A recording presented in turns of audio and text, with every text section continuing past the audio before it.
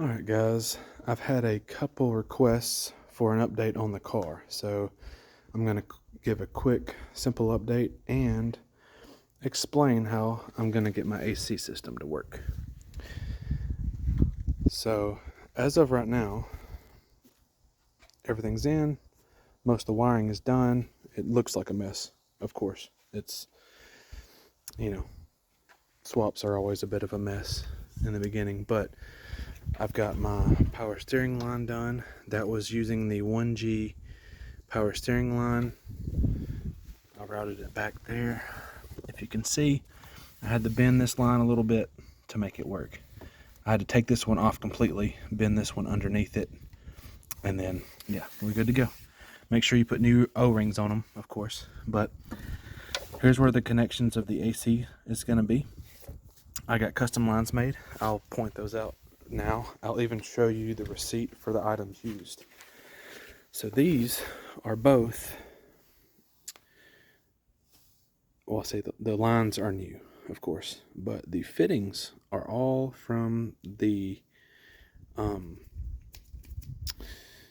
car, from the Talon, the 1G Talon, and from this car. So we'll go suction side first, which is the low pressure side. This is going to be the off of the Stealth or 3000 GT that goes into the firewall. This part is going to go right here. It's going to feed along the back of the motor here.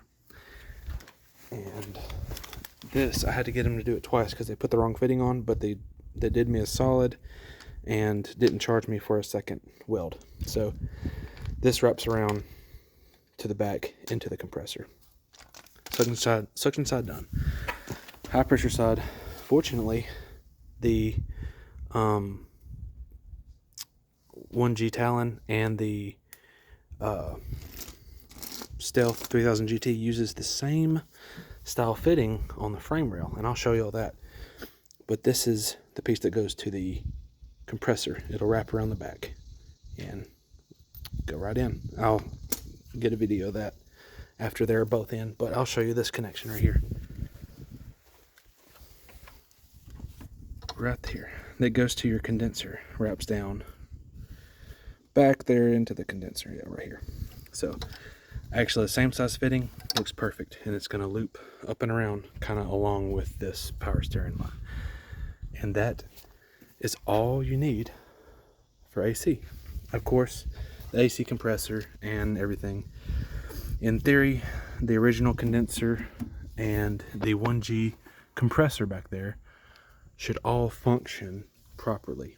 I mean, people overthink AC systems. It's literally a little compressor pump, and like, it's literally a one wire trigger to turn that AC compressor on. It's not that big of a deal. So don't overthink things, because that happens a lot. But aside for that, for AC, that's the funny part is that's all it is. Yeah, so the lines.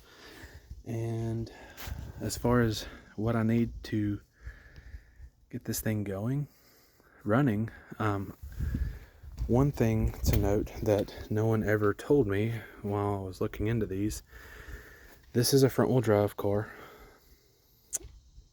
and they do not come with resistors for the injectors. To run the low Z injectors, which most of the turbo cars come with, you have to run a resistor, or you could damage your ECM, from what I've read. You can just simply grab some high Z injectors, throw them in here, and it'll work. But, they don't make a ton of those. They're usually really high CC. You're talking 1,000 plus CC for high Z injectors usually.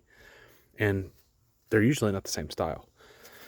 I was wanting to go OEM style, so I'm just going to wire in a resistor box. And when I do that, I will make a video on that explaining how to wire in the resistor box for an NA swap. So, NA chassis to the 4G63 T swap. It also works for the TT swaps into an NA chassis. So same deal. Some people put resistors in line with the wiring. I haven't found what resistors to use for that, so I'm not even gonna attempt it. I already have the resistor for it. And I'll go ahead and show you a few things. Here's the turbo setup it's gonna have. It's just a cheap 16G with a tubular manifold here. Here's the parts list for the AC.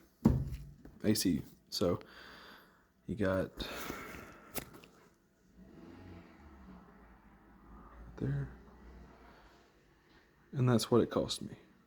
So $160 to have AC.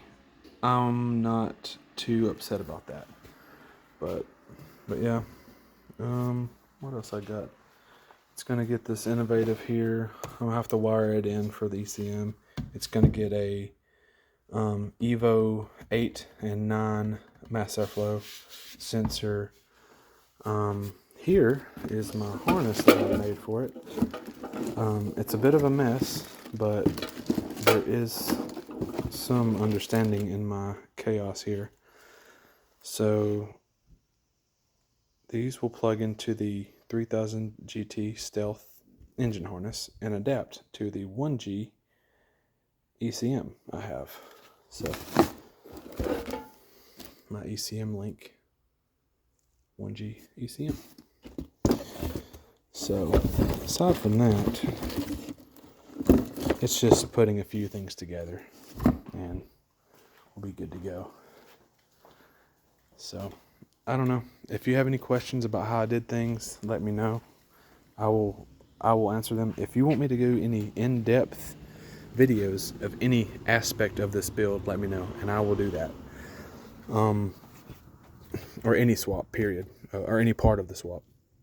One thing I had to do, so the whole time I thought this was a 92 chassis, the Stealth chassis. It is actually a 94.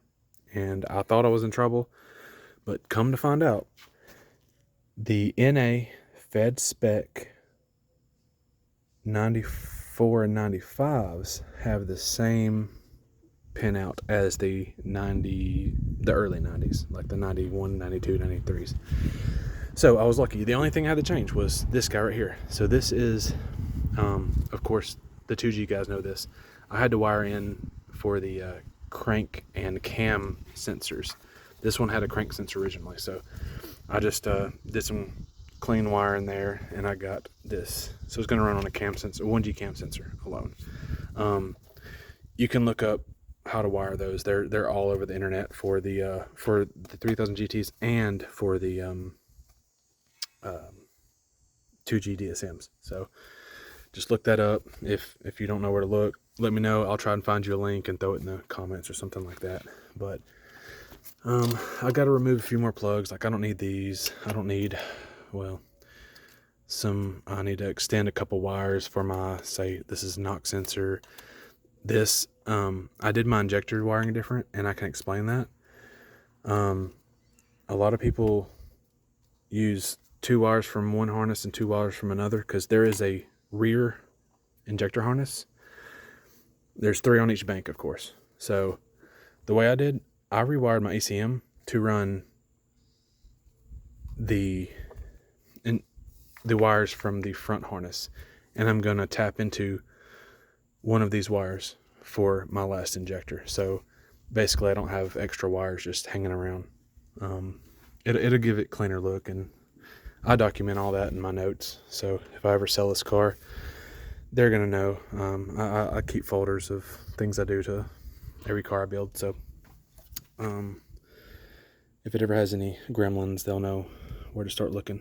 But yeah, I don't know. It's what amazes me is all the connections that are the same on these cars. Like it's like the only things I've had to change are the cam sensor.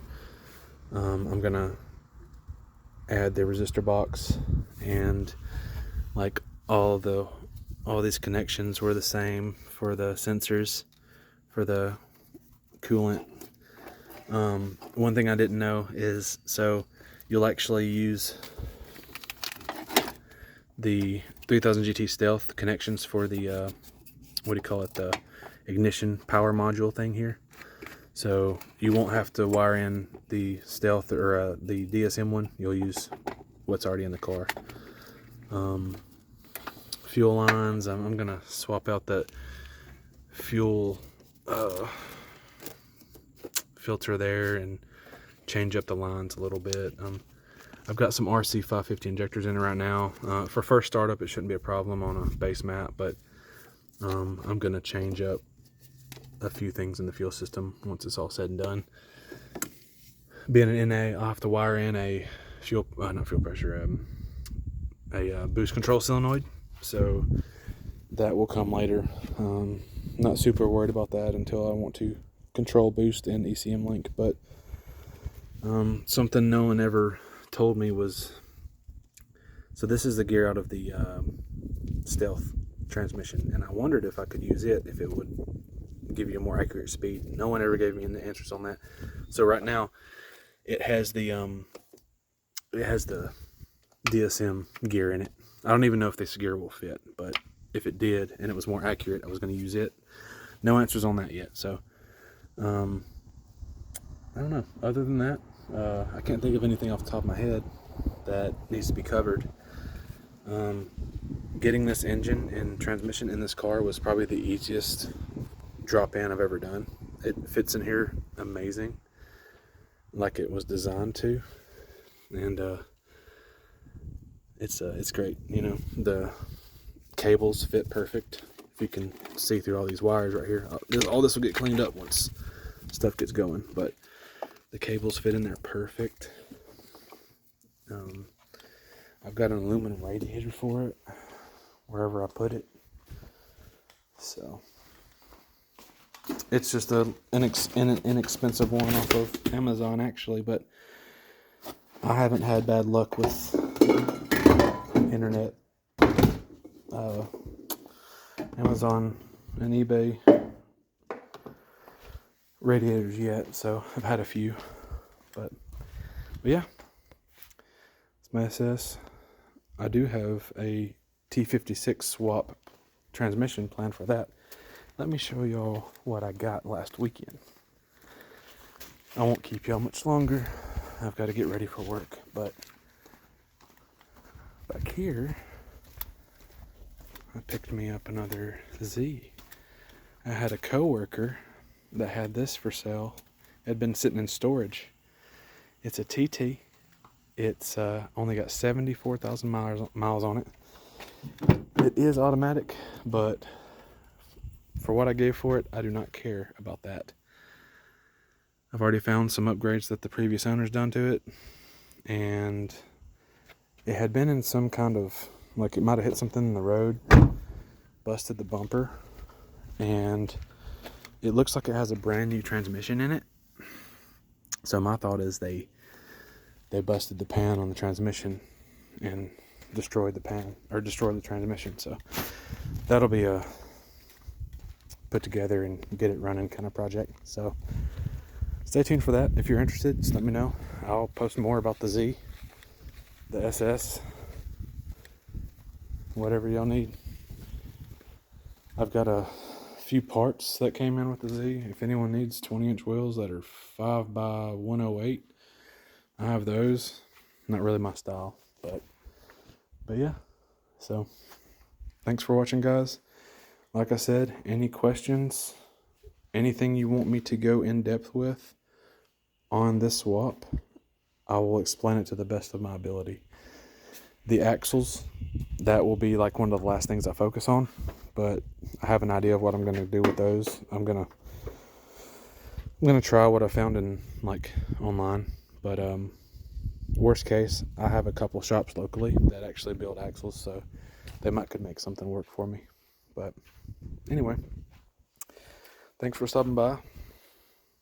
Hopefully these keep this car cool, because swaps with AC are kind of rare, and that would be very nice.